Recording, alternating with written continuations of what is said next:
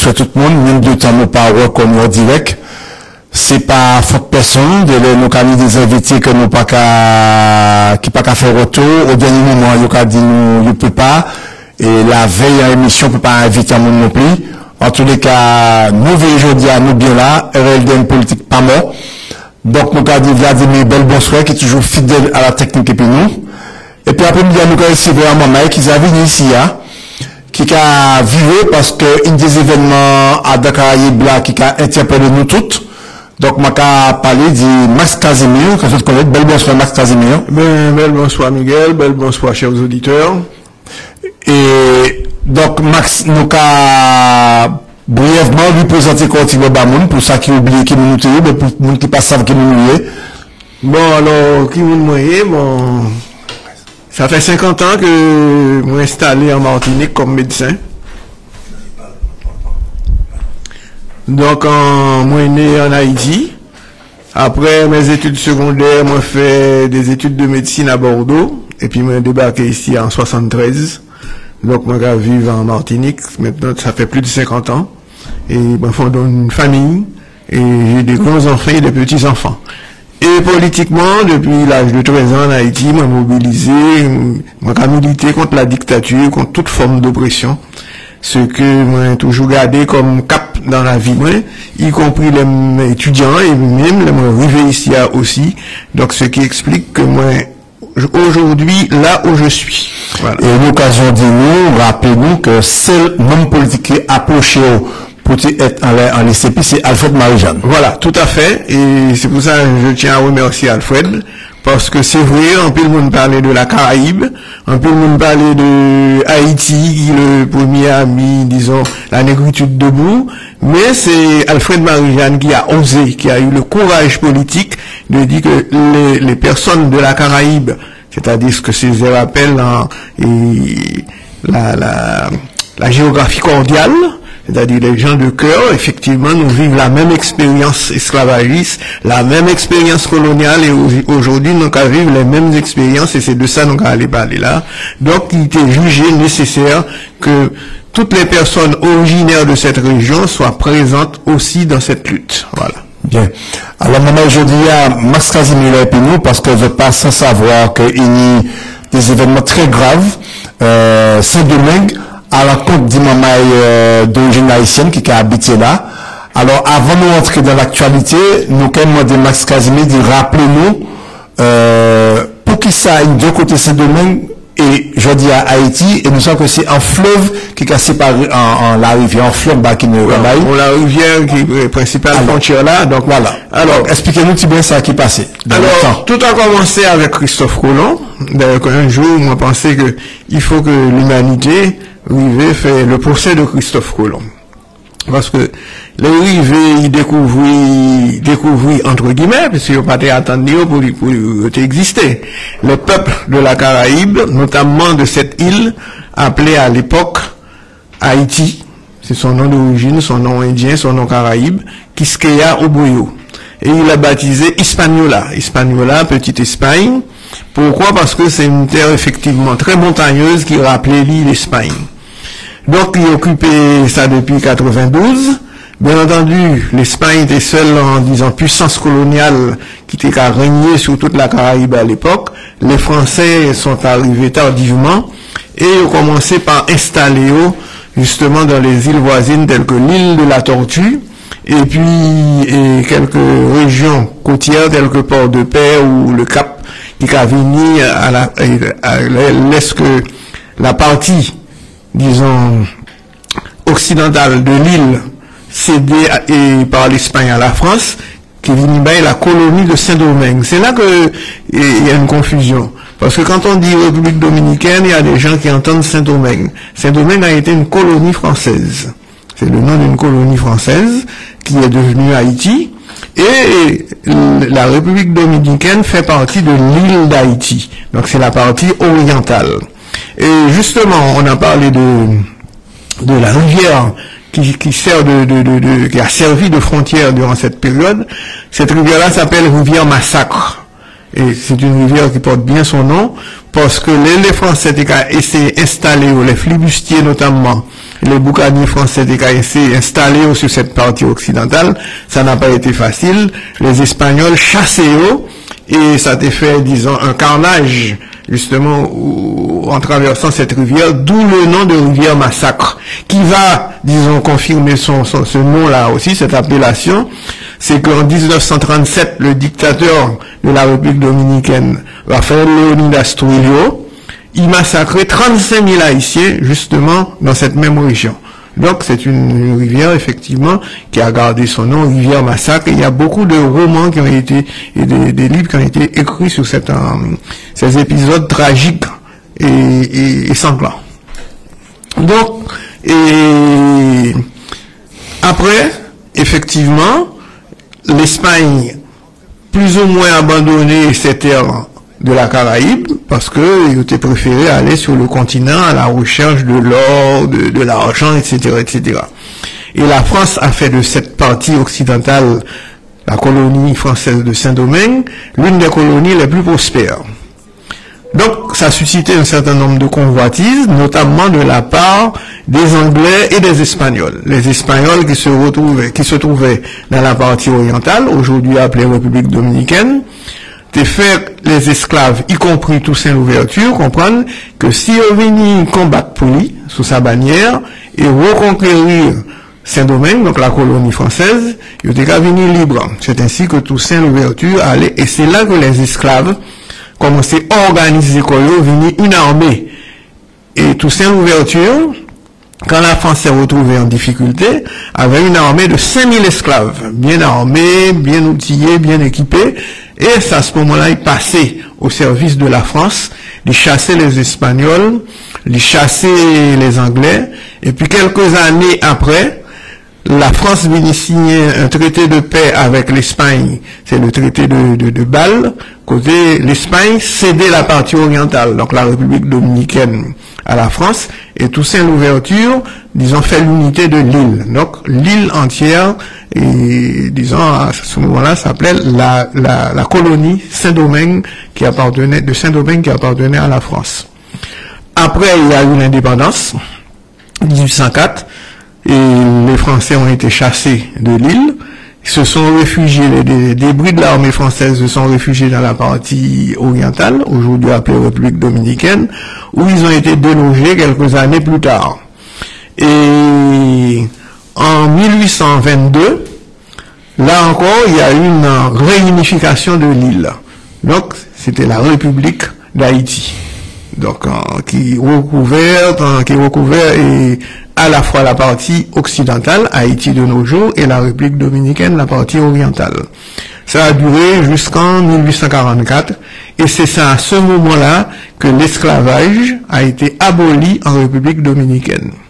Donc les deux pays ont évolué, disons tranquillement, jusqu'en 1915, avec, disons, tranquillement c'est beaucoup dire, parce que les deux pays étaient occupés et assez souvent par des dictatures. Et une des plus célèbres en République dominicaine, c'était Ulysse Roux. Et il y a toujours eu des échanges entre, disons, de populations de ces deux différentes républiques.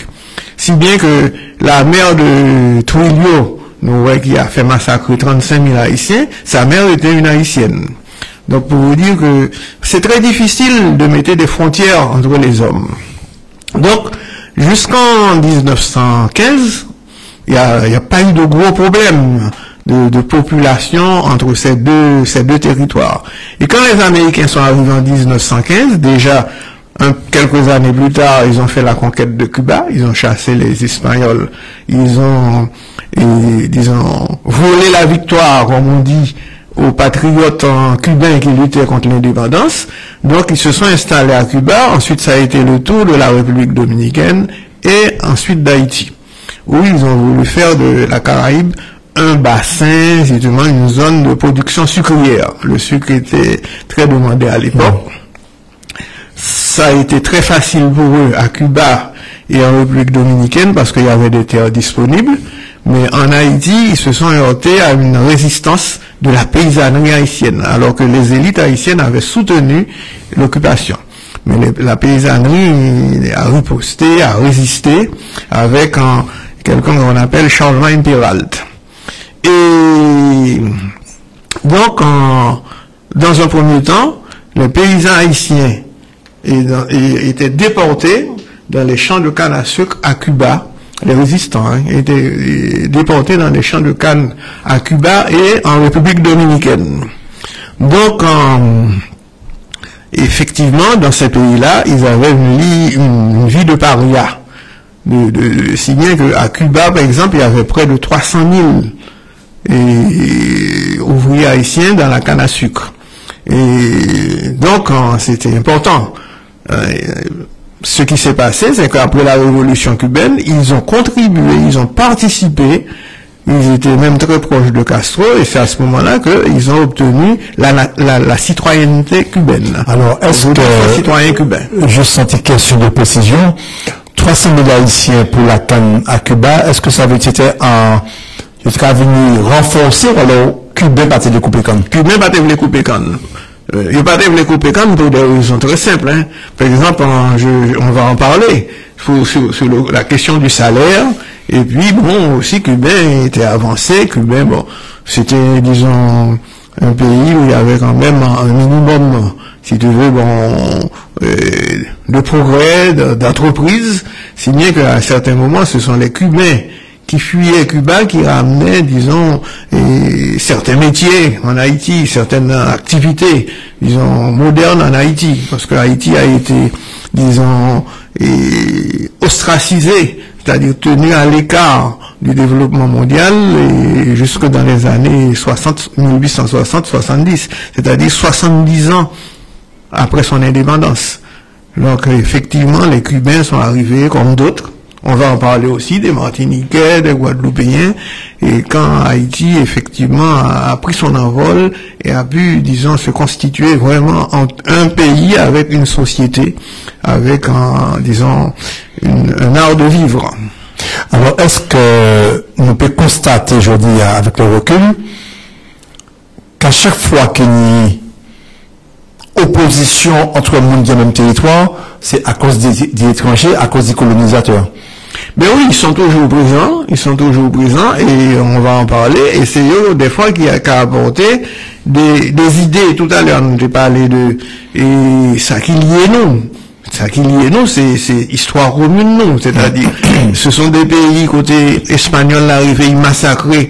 Je reviens là-dessus. Il y avait 1 million d'habitants sur l'île d'Haïti. Ils ont été presque tous massacrés, soit à coups de fusil, soit par d'autres moyens, par les Espagnols, et ils ont été remplacés par des Européens qui ont fait venir des Africains pour, disons, travailler, disons, selon leurs besoins, pour satisfaire les besoins de l'Europe, de l'Occident. Ça a été le cas en Martinique, ça a été le cas en Guadeloupe, dans toute la Caraïbe. Voilà. Donc une histoire commune, comme tu dis. Donc jusque-là, il n'y avait pas de problème. Mais quand les Américains sont arrivés, il y a eu ce premier problème-là.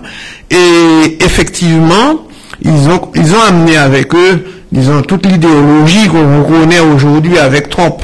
C'est-à-dire que c'était le Sud profond qui arrivait dans la Caraïbe à ce moment-là, parce que les Américains, ils étaient présents commercialement, mais physiquement, ils n'étaient pas encore présents dans la Caraïbe. Là, ils arrivent avec toute leur idéologie raciste, et ils ont établi une sorte de hiérarchie, disons, dans la population de la République dominicaine et de Cuba. Là, on a parlé de Cuba. Tu sais qu'il était interdit, par exemple, aux Noirs et aux Blancs d'avoir des relations.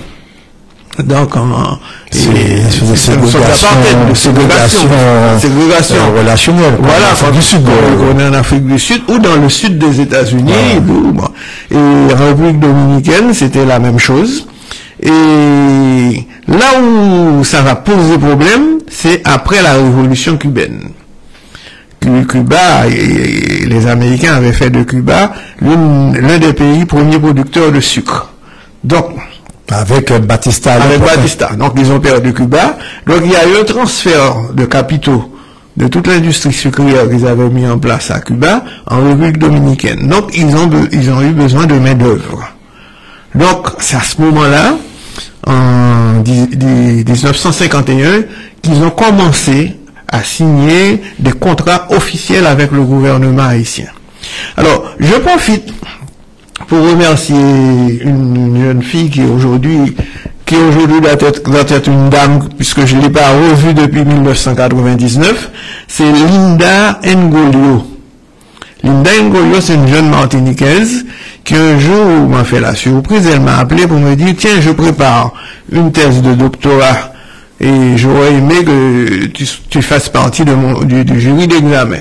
Effectivement, elle en a parlé à la faculté et elle m'a remis, disons, un exemplaire que j'ai relu là, effectivement, avant de faire cette émission. J'ai dit vraiment, elle avait fourni un travail remarquable. Alors, le titre est « Statut juridique des bâtis », on va parler des bâtis, ce que c'est, haïtien de la République dominicaine. Alors, c'est une thèse de DEA de droit public avec option droit de l'homme en Amérique. Donc, le sujet qui nous intéresse aujourd'hui. Donc, elle a fait un travail remarquable et je pense que, je ne sais pas si ça a été publié autrement, mais qu'on nous avons intérêt à lire ce livre et c'est cette thèse-là parce que ça nous apprend beaucoup de choses. D'accord. Notamment sur ce dont on vient de parler là, c'est-à-dire à partir de 51. Ce qu'il faut savoir, c'est que après la guerre et en 1946, Haïti a connu une période exceptionnelle, période d'opulence, une période où les matières premières, on sort de la guerre, les gens recommencent à consommer les matières premières, notamment le café, qui dans Haïti était le pays 10e producteur, était très bien vendu sur le marché. Donc c'est à ce moment-là qu'il y a eu des travaux en Haïti, notamment à Port-au-Prince. Je ne sais pas pour ceux qui connaissent Port-au-Prince, c'est à ce moment-là qu'on a commencé à embellir, à faire de Port-au-Prince une ville, avec l'équivalent de Malécon, mais plus large, qu'on appelait le bicentenaire, parce que ça a été construit et inauguré à l'occasion du bicentenaire de la ville, de naissance, de création, de fondation de la ville de Port-au-Prince. Donc, jusque dans les années 50, le paysan haïtien, ou bien il y avait une vie, disons, il n'y avait pas cette vie de misère que nous connaissons aujourd'hui en Haïti. Donc, le paysan haïtien ne partait pas. Sinon, dans la période, disons, de l'occupation américaine, où ils étaient déportés pour faire de résistance, mais ils restaient chez eux.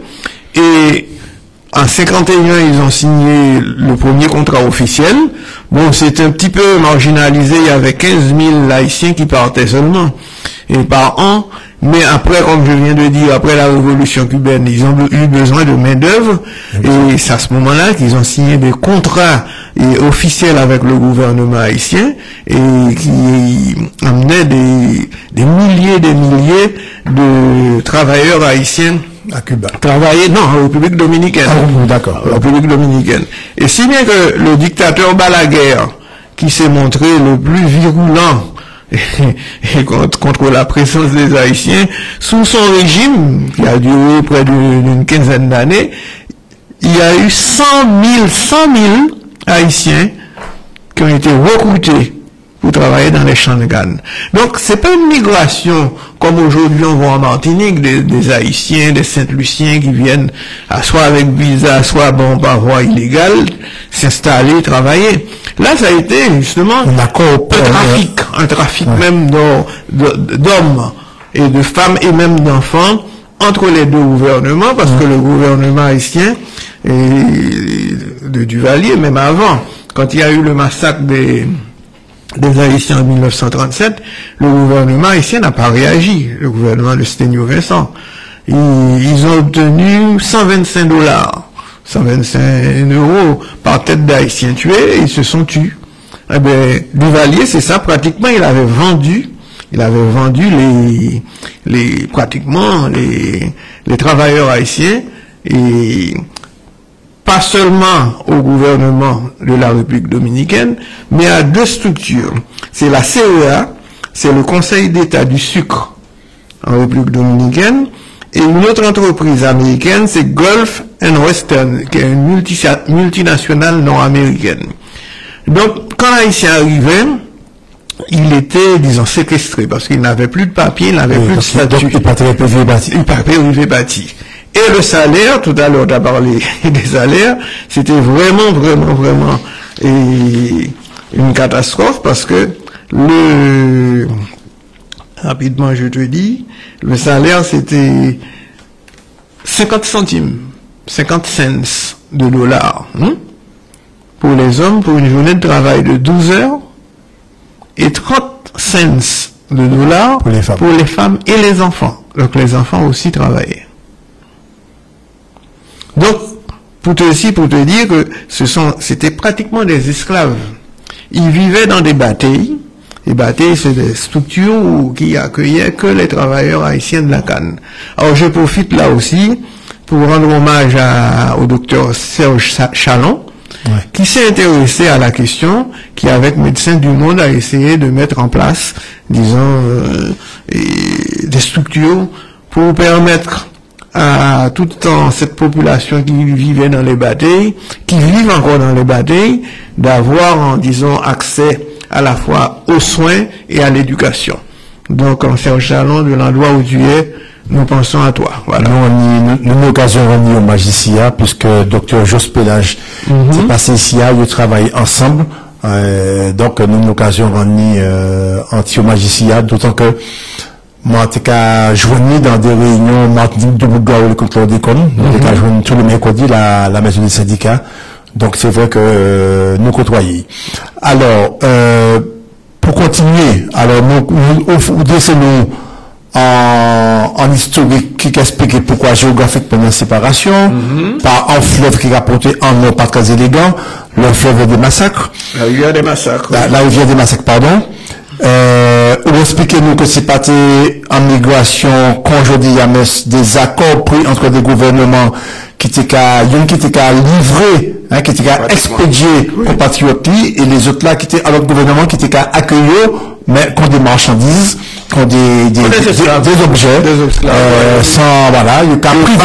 Il n'y a pas accueilli, il n'y a pas gagné aucun statut, il n'y a pas citoyen. Alors, le drame, c'est que, ils revenaient pas en Haïti parce que, ils avaient plus d'attache, ils ont été vendus. Ouais. Quand tu as été vendu, c'est comme un esclave après.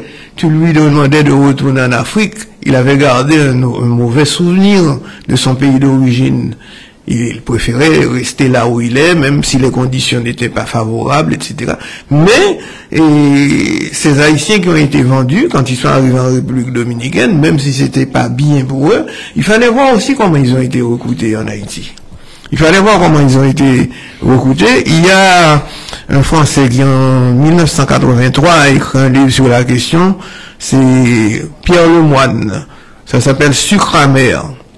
Et qui montre dans quelles conditions les Haïtiens ont été recrutés. C'était des familles entières qui ont été embarquées dans des camions. Ou parfois déchirés. Oui. Donc quand ils arrivaient là, ils étaient coupés de tout, méprisés. Et ils avaient accès à rien du tout. Bien entendu, c'était des familles, donc il y avait des enfants qui naissaient. Donc il y a des enfants qui aujourd'hui ont 50 ans, 60 ans, qui n'ont pas de connaissance de Haïti. Ils connaissent pas Haïti, ils n'ont jamais vécu en Haïti, ils ont toujours vécu en République dominicaine, mais ils n'ont pas le statut de citoyen. Donc ils peuvent pas fréquenter l'école, ce qui explique et ces problèmes que nous rencontrons aujourd'hui, qui touchent un problème, disons, très sensible. C'est le problème d'une population vulnérable, c'est-à-dire les femmes enceintes.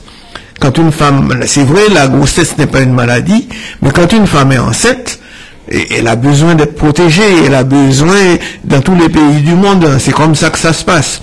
Mais bon, en République dominicaine, on profite justement de ce moment-là pour les attraper et les renvoyer, par rapatrier, les renvoyer en Haïti. Alors, nous, au devant, c'est ma question, jeudi, nous savons comment tu as appelé au début de l'émission, que présence jeudi lié à un drame humain qui a passé à ce domaine, en décision politique du gouvernement CDA. Et donc, comment ça a commencé? Qui ça qui peut expliquer? Nous pas l'avocat du diable, nous là pour comprendre les événements. Qui ça? Au fil dit-nous que c'est si maman qui était déporté puis famille, je dis à 50 ans, 60 ans, peut-être même plus, et il est renvoyé dans le pays et qui n'a pas été attaché. Alors, en nous prend bagarre là, nous jusqu'à 6 heures pour nous causer. Donc, on dit tout ça qu'il a dit, on m'a rappelé les auditeurs que nous l'après-midi et puis Max Casimir, qui avait 50 ans en Martinique et d'origine haïtienne, il m'a été martiniquaise. Il vient ici pour aider nous comprendre tant drame humain qui a passé aujourd'hui à Saint-Domingue. Alors, en République dominicaine. En République dominicaine. C'est Saint-Domingue, ça crée une confusion. Absolument. Oui. Ça a bien dit à peu précision là. Donc, je peux crier, comme d'habitude, les pays Saint-Tien, nous avons antenne. Si un témoignage de Haïtiens qui Martinique ou d'ailleurs, parce que nous sous les internet bagages, je peux téléphoner pour poser des questions, pour bas avis, pour livrer émotions de mon bagage là.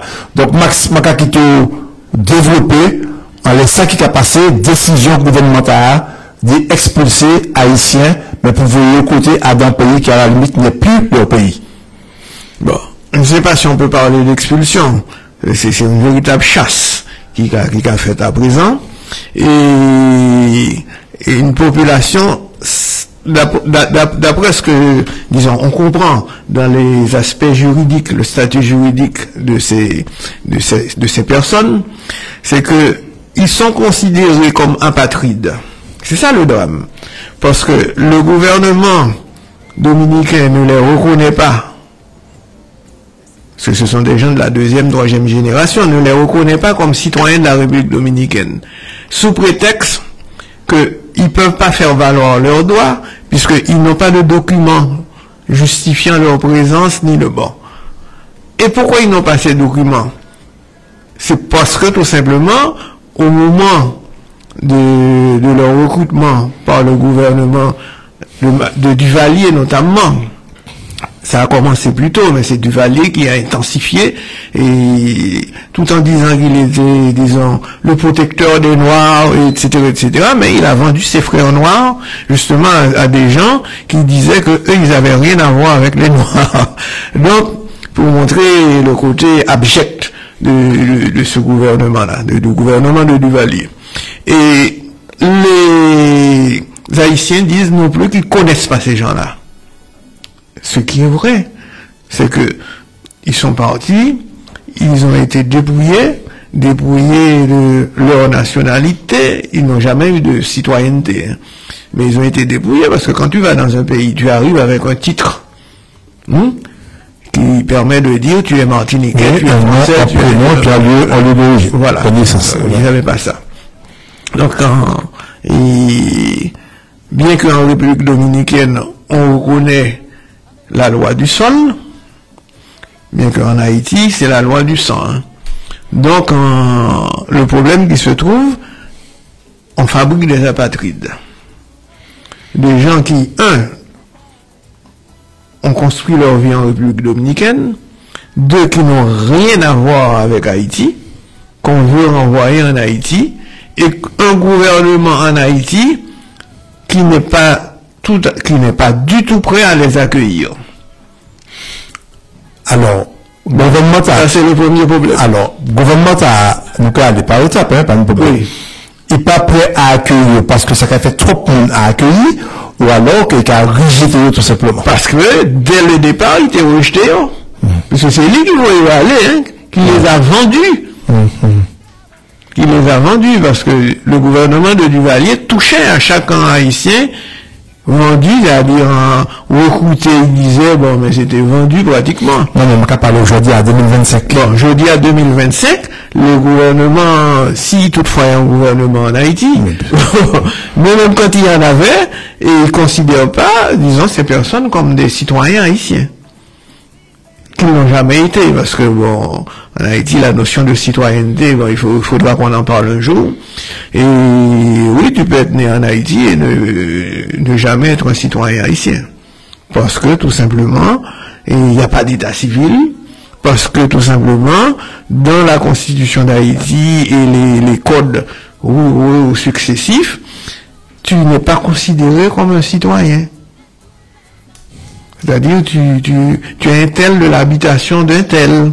Tu appartiens à quelqu'un. D'accord. Bien. Quand tu es surtout dans les zones rurales. Oui.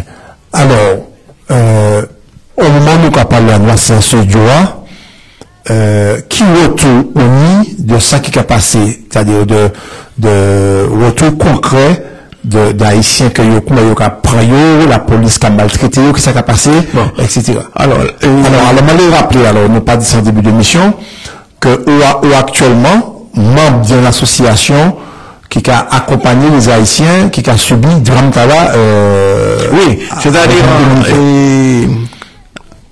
nous saluer tout le monde qui fait partie de ce collectif-là.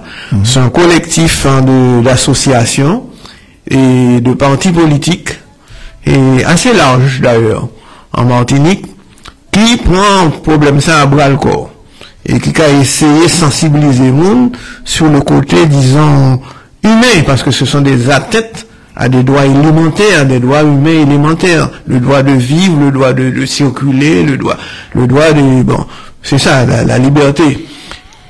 Plus, un problème éthique, c'est le problème des personnes vulnérables. On a parlé dans tous les pays du monde, il y a des services de protection de la mère et de l'enfant. Mais là, non seulement, il n'y a pas qu'à protéger, mais surtout, il y a qu'à, ils prennent une femme enceinte qui avait besoin d'une césarienne. Dans un premier temps, les médecins avaient refusé de faire cette césarienne. Je profite pour appeler le Conseil de l'Ordre des médecins en Martinique et le syndicat des médecins pour associer à collectif ça, pour protester contre ce comportement des médecins et de la République dominicaine. Parce que par définition, un médecin fait pour l'irraisonnable et l'humain. C'est ça, le serment d'Hippocrate. L'on commence à ségréguer moun, l'on commence à faire souffrir des moun qui sont vulnérables, tu ne mérites plus ce statut de médecin, non. On va pour donner la vie, pour améliorer pour protéger, voilà. Pour prévenir. Donc je pense que, bon, c'est une démarche qu'il faudra faire auprès du Conseil de l'Ordre des médecins, du syndicat, pour eux écrire à leurs confrères, si on peut encore les appeler des confrères, de la République dominicaine, pour leur dire que c'est inacceptable. Alors, l'ONU dans tout ça, l'Organisation des Nations Unies. L'ONU proteste, il y a des ONG qui protestent. Il y a même le Vatican qui, à un certain moment, avec François, le pape François avait protesté. Mais bon, tu sais, c'est comme aujourd'hui en Israël, quand tu te sens soutenu par les Américains, notamment par Trump aujourd'hui, c'est pas par hasard que c'est aujourd'hui que Abdenader. Alors, ce qui est le plus curieux, c'est que Abdenader, lui aussi, il vient de l'extérieur, c'est un Libanais. Donc, il arrive, et ceci vous vous dire que ils ont le soutien de Trump, parce que l'administration de Trump les soutient. Marco Rubio, le secrétaire d'État, il a soutenu cette politique. Alors que personne ne conteste le droit à un pays, disons, de réglementer et l'accueil et le séjour de citoyens étrangers sur son territoire. Mais ce droit-là n'est pas un droit absolu. C'est pas parce que la personne vient chez toi que tu dois faire tout ce que tu veux de cette personne. On l'a vu en France notamment, c'est le débat où effectivement on veut mettre les OQTF en Guyane, les mettre en Saint-Pierre-et-Miquelon, et les Américains avec Trump, ils les mettent comme des voyous, des bandits dans des avions. Quand ce sont des avions, des camions, on les envoie dans des prisons au Salvador. C'est pas parce que mon vieux, même si je suis en situation illégale dans un pays, que je suis un truand, un voleur. Parce qu'il y a le truand en col blanc qui est pas mal. Mais oui, dans tous les pays sur la terre entière, il y a toujours eu des mouvements de population. Quand il y a sécheresse, quand il y a la guerre quelque part, qu'est-ce que les civils, qu'est-ce qu'ils peuvent faire? C'est fuir. On a connu ça en Europe, on a connu ça ailleurs. Aujourd'hui, et dans le cas particulier de la République dominicaine aujourd'hui, il ne s'agit pas de migrants, il s'agit des gens qui ont été vendus. Donc il y a eu un consentement, un contrat entre les dirigeants dominicains et les dirigeants haïtiens. Donc aujourd'hui, ils en ont fait des apatrides. Donc je pense que c'est une situation qu'il faut régulariser du point de vue juridique. Et du point de vue moral, je dis, ça pose des problèmes parce que ça touche notamment une population ciblée, c'est la population des femmes enceintes. Ils se mettent à la porte des maternités, à la porte pour chasser les femmes enceintes. Ouais. Donc ça a une signification. C'est-à-dire, tu donnes naissance. Donc tu donnes naissance à quelqu'un dont je ne veux pas. Donc c'est bon. Et de l'autre côté, on n'a rien mis en place pour les accueillir. Parce qu'on ne les considère pas comme haïtiens. C'est pour cette raison que ça veut dire, au niveau du collectif, c'est vrai qu'il faut critiquer le gouvernement de la République dominicaine, mais aussi, il faut montrer du doigt la complicité des dirigeants haïtiens. D'autant plus que ça se passe aujourd'hui dans un contexte politique très grave, où pratiquement Haïti n'existe plus. Depuis maintenant 2 ou 3 mois, les ports, les aéroports sont fermés. Tout passe par la République dominicaine, donc par la frontière pour rentrer.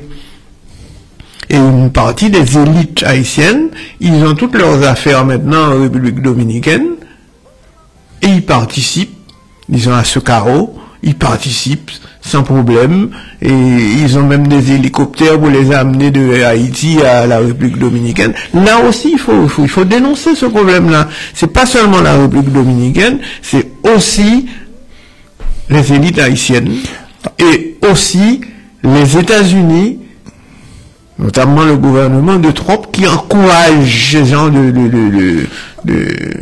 disons, d'objection, je dirais. Alors, en première question, nous savons pas très souvent les accords pris entre les gouvernements et que les populations pas investies dans ces accords-là. Je dis, est-ce que il y a des citoyens de la République dominicaine qui ont protesté contre le comportement décision gouvernementale? Oui, des deux côtés. Il y a effectivement beaucoup... Bon, c'est un courant aujourd'hui, comme il y a un courant d'extrême droite aujourd'hui qui traverse la France, qui traverse beaucoup de pays européens et qui traverse, qui nous touche aussi. C'est pour cette raison que on va y arriver. Le combat que mène le collectif là me paraît important parce que ça nous concerne aussi. Parce que les courants, les idées de l'extrême droite, que ce soit française ou internationale, circulent déjà en Martinique. Il faut pas oublier que Le Pen a fait un bon score, que le candidat du Rassemblement National était au deuxième tour. Donc, ça devient problématique pour nous. Nous devons nous poser des questions, qu'est-ce que nous n'avons pas fait? Parce que, il fut un temps, il n'y a pas très longtemps, hein, tout le monde était debout pour interdire l'accès du territoire à Jean-Marie Le Pen. Ce temps-là, mon vieux, ben, on peut pas le laisser se perdre comme ça. Il faut se mobiliser. Et je pense que c'est ça aussi l'objectif du collectif. On va en parler tout à l'heure. Alors, d'autre part, c'est vrai, en République dominicaine, il y a des gens comme nous qui protestent, bon, qui ont du mal à se faire entendre. Et la chose la plus grave, c'est qu'en Haïti aussi, il y a toute une frange de la population qui proteste et qui dénonce l'attitude du gouvernement haïtien.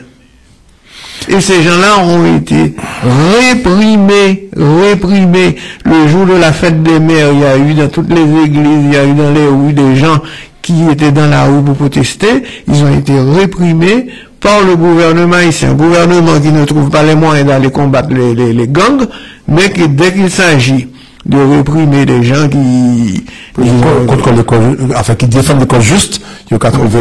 Voilà. Alors, justement, maintenant, avait posé la question au développé petit bras avant moi. L'homme qui a tant mot, enfin, tu as encore rapporté, contexte là, mais même le sentiment pour que Haïti oublie l'histoire, lui. Donc, Haïti pas oublié l'histoire. Non, mais pour aujourd'hui, il y a un comportement envers, frères d'origine, oui.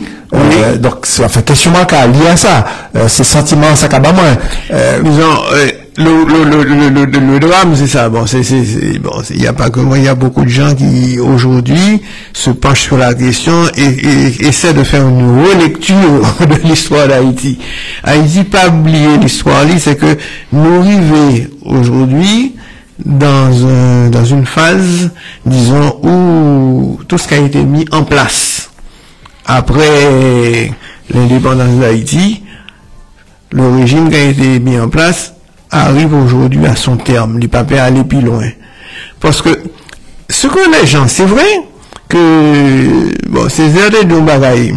dans la tragédie du roi Christophe. Il dit, l'indépendance conquise, c'est l'épopée, et là commence la tragédie. Le drame dans ce qui se passe en Haïti, nous tellement pris dans l'épopée, nous pas jamais penché sur ce qui passait après pour nous comprendre pourquoi aujourd'hui Haïti est dans cette phase de phase misérable. Haïti, c'est le seul pays où les gens qui ont fait la révolution ne sont pas ceux qu'on retrouve à la tête du pouvoir. Contrairement à Cuba, par exemple. Contrairement à Cuba, contrairement à ce qui se passe ailleurs.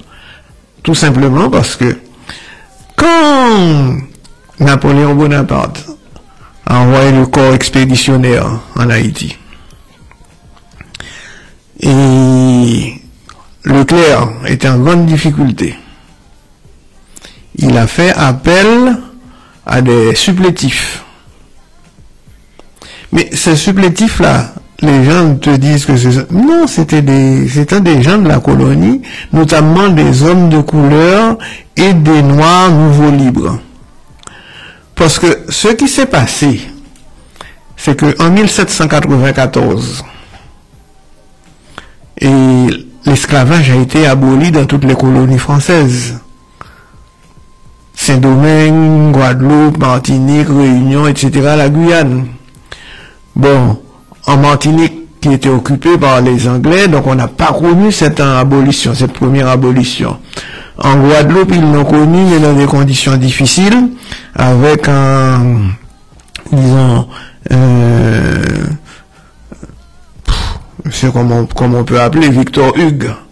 Est-ce que c'est un bandit, est-ce que c'est un mercenaire, plus un mercenaire, qui a complètement dévoyé la lutte, et quand je pense est arrivé, effectivement, les patriotes guadeloupéens n'ont pas pu résister. Alors que Toussaint Louverture, lui, il a eu le temps de mettre en place, disons, une nouvelle classe sociale, c'est-à-dire, il y a eu des anciens esclaves, tels que Dessalines, tels que les autres, Christophe, etc., et des mulattes qui étaient devenus non seulement propriétaires de biens, mais aussi propriétaires d'esclaves. Et quand Leclerc a vu qu'il était en train de perdre la partie, il a sollicité ces gens-là. Il a sollicité ces gens qui se sont, dans un premier temps, mis au service de l'État colonial français, et ont pourchassé les esclaves qui voulaient continuer la guerre contre la France. Et ils ont compris qu'ils étaient en difficulté eux aussi. C'est quand je pense a remporté la victoire en Guadeloupe et a fait massacrer, y compris les Delgrès, les Ignace, etc., y compris ceux disons, qui avaient trahi leur race, et Magloire Pélage. Donc, eux, ils ont compris que, effectivement, eux aussi, ils étaient en difficulté. Ils ont compris le double jeu de Napoléon. C'est à ce moment-là qu'effectivement, ils ont continué la guerre qui a abouti à l'indépendance en 1804. Mais ce qui s'est passé, c'est que tous ces gens-là qui, dans la plupart des cas, n'avaient pas mené la guerre de l'indépendance, 2 ans après, ils ont assassiné l'empereur Dessalines. Ils ont assassiné l'empereur Dessalines, ils ont pris le pouvoir, que ce soit dans le nord avec Christophe, ou dans l'ouest et le sud avec Pétion, et ils ont profité pour distribuer entre eux les habitations vacantes. Alors justement, ma passion, j'ai pas ni longtemps, il y a un sociologue haïtien qui a vu Guadeloupe, qui était venu présenter ça, et qui a dit justement que les mulâtres, c'est qu'à estimer que légitimement, c'est eux qui étaient pour bénéficier en toute légitimité, de l'après-révolution. Et c'est ce qui a expliqué que ça dit nous là, que aucun révolutionnaire n'a été au pouvoir après. Tout à fait. Voilà. Tout à fait. Si bien que cette histoire de dette de l'indépendance. Absolument, nous pas parler de tu sais que ce sont eux qui ont proposé à la France de payer. Puisque la France n'était pas en mesure de demander quoi que ce soit. La France venait de perdre. 1814, la France, Napoléon, il a été vaincu. La France a été pratiquement mise sous tutelle. Donc la France ne pouvait rien demander, d'autant plus que ni les Américains, ni les Anglais ne voulaient pas du retour de la France dans la Caraïbe. Donc, la France n'avait pas les moyens de venir exiger quoi que ce soit. Eux, ils ont fait appel à la France. Pourquoi? Parce que dès 1809, les anciens esclaves ont repris la guerre pour demander la distribution des terres. Et ils se sont sentis menacés. Donc c'est eux qui ont fait appel à la France et qui ont proposé de payer. Et moi, alors quoi confirmer moi ça, ma fait qui ajoute à mon présent et puis sociologue haïtien, donc je ne oublié rien. Oui, je me souviens, je devais aller avec toi, mais bon. Et tu dis nous que c'est grâce à l'argent là que la France construit sur laquelle la tour Eiffel aujourd'hui. Oui, c'est vrai, c'est vrai. Nous avons répété peuple martiniquais que c'est en l'argent que Haïtiens versés, enfin certains Haïtiens, rappelez-nous les noms, versés à la France, et c'est que grâce à l'argent puisque la France part une pièce donnée, il pas investi pièce donnée de la tour Eiffel. Je dis la France était en difficulté. Voilà. La France était en difficulté, Haïti a payé, et c'était 150 millions de francs à l'époque, ils l'ont ramené à 90 millions, mais quand tu fais les décomptes, c'est nettement plus, puisque ce qu'ils ont fait, 90 millions, mais ils te disent, je te prête l'argent pour me payer. Et pas prêter mon l'argent gratuitement. Ah oui, c'est la banque c'est voilà, avec intérêt. Alors, ce qui s'est passé, c'est que non seulement ils ont touché le double ou le triple, mais les dirigeants haïtiens ont profité aussi pour s'enrichir. Puisque quand ils signaient les contrats avec les banques, il y avait toujours des tours de passe-passe par le biais de la corruption et autre chose. Si par exemple, un exemple, il y a des tranches qui étaient évaluées à 30 millions par exemple, la banque te paie 30 millions, mais te dit frais de dossier, et ceci et cela. Donc sur les 30 millions, on te donne à peine 26 millions ou bien 24 millions. Donc les 6 millions restants étaient distribués entre eux. Donc c'est pour cette raison, aujourd'hui, j'ai dit que ça a été un acte de brigandage de la France, cette histoire de... Mais il faut voir les choses, justement, on ne peut pas dédouaner les élites haïtiennes qui ont largement contribué. Parce qu'ils tenaient intérieur là-dedans. Voilà, c'est ça. Ils étaient complices. Ils étaient complices et jusqu'à présent, on le voit dans le... Alors, parlons, nous là, on nous évoquait la dette haïtienne justement qui a traîné toujours. Puisqu'ils sont en train d'exiger que la France mette fin à Bagaïta là. Et Haïti a payé jusqu'au dernier centime cette dette, le 90 millions, mais dans les conditions que je viens d'expliquer. Et c'est le dernier point. C'est pour cette raison qu'il a parlé de la construction de la tour Eiffel.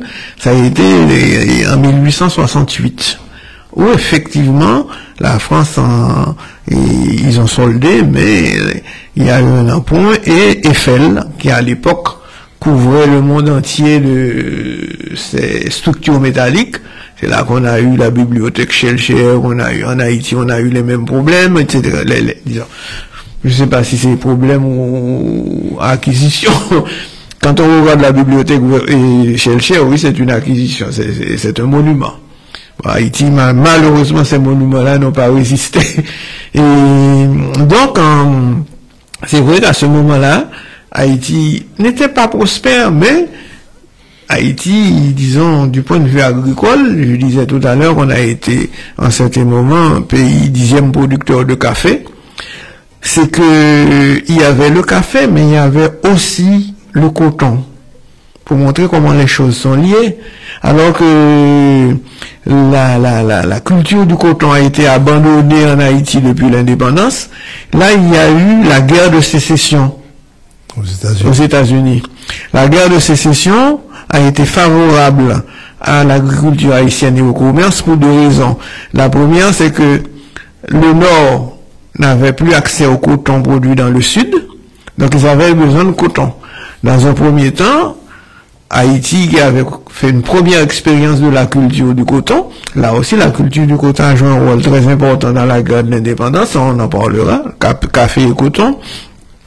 À ce moment-là, effectivement, Haïti a été un pays fournisseur de coton pour toutes les filatures de l'Amérique des non-confédérés, c'est-à-dire des gens qui, avec Abraham Lincoln, luttaient contre la fin de l'esclavage.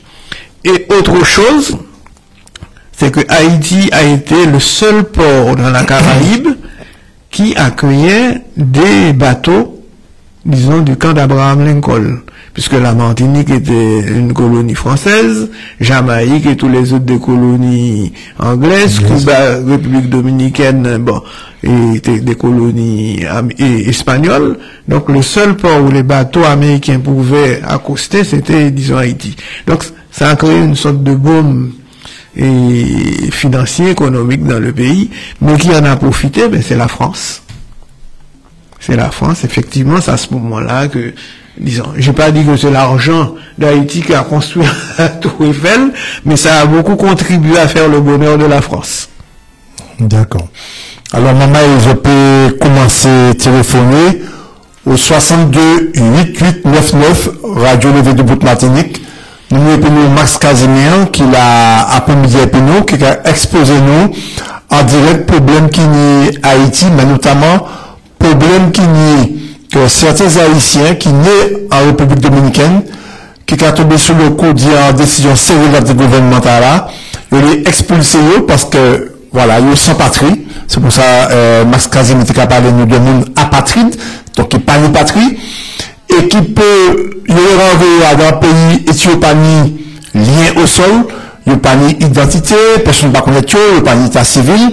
Donc, justement, il se dit que c'est un fleur coton qui partit, qui a voyagé au gré du vent, qui pas ni côté pour poser, il peut prier en bouche bas. Enfin, c'est en image que mon capot, bien évidemment, mais on comprend bien que c'est un drame humain au moment où Médecins du Monde, l'ONU, Organisation des Nations Unies et d'autres encore organismes qui ont gourmet pour tenter d'y mettre ou restituer en humanité dans le monde.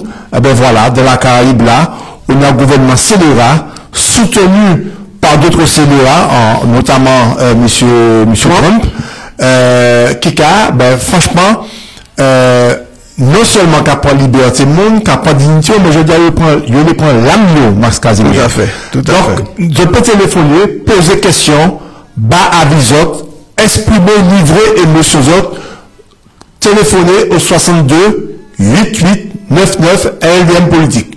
Alors, qui ça on l'a ajouté ça on peut ajouter, c'est pour qui, je dis à Martinique, décidé créer collectif ça aussi, parce que c'est une atteinte aux droits de l'homme. Et c'est ce qui est proposé par toute l'extrême droite, notamment en France, et l'extrême droite internationale. Donc je dis à les petits peuples, nous menacer. Même Jean, bon, ça n'a pas été qu'à déranger au fait d'Haïti disparaître, ils sont en train de faire disparaître les Palestiniens à Gaza. Donc, nous tous nous menaçons en tant que petits peuples par ces mouvements-là, et puis du point de vue moral aussi, on pensait que il appartient à nous, comme peuple, comme citoyens, de lutter pour la justice.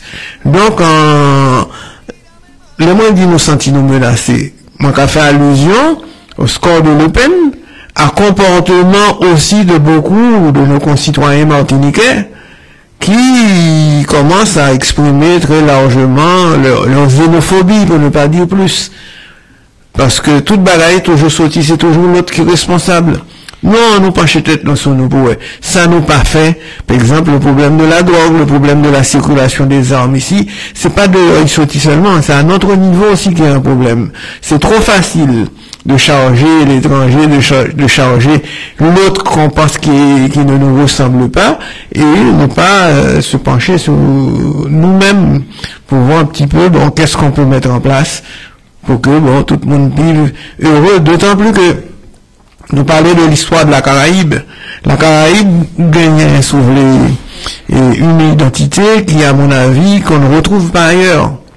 C'est celle, disons, territoire, celle, disons, géographique dans le monde, où on trouvait toutes les races mélangées, si on peut parler de races. Vous trouvez aussi bien noirs que blancs, que chinois, que indiens. Et ça, c'est toujours passé dans, disons, une ambiance de vivre ensemble. Mon paramètre vivre ensemble, mais néanmoins, né de la violence, parce que si nous référons à la Kanaki, et qui est chinois qui marchait, qui vient installer Kolo, que les Kanaka accueillis, mais la France venue, et nous voyons longtemps, c'est bien qu'on cite exemple ça, parce que la Kanaki, aujourd'hui, menaçait, disons, d'un état de création d'une séparation. Il y a des séparatistes blancs en Kanaki qui veulent faire, disons, sécession, qui veulent qu'on sépare le fameux Caldoche. Voilà, qu'on sépare le pays en deux. Il y a un côté, bien entendu, le fait là, c'est toujours côté qui est riche là, il y aura blanc, et puis il y aura donc coin, et puis au bout. Après, oui, les Noirs, les Indiens, les Chinois, ils sont incapables de se gouverner eux-mêmes. Donc, c'est ça menace ça qui a pesé sur Kanaki aujourd'hui. C'est pas, bon, peut-être que l'indépendance peut permettre de échapper, mais faut que nous vigilons sur ça. C'est-à-dire, les Kanaks aujourd'hui, ils ont mis raison.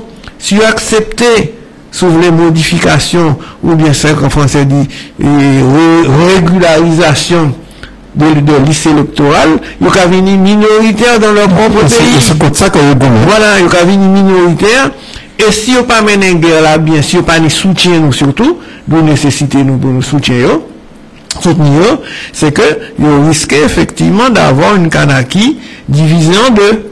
Côté au Kabayo, allez faire vos histoires de coutumières, etc.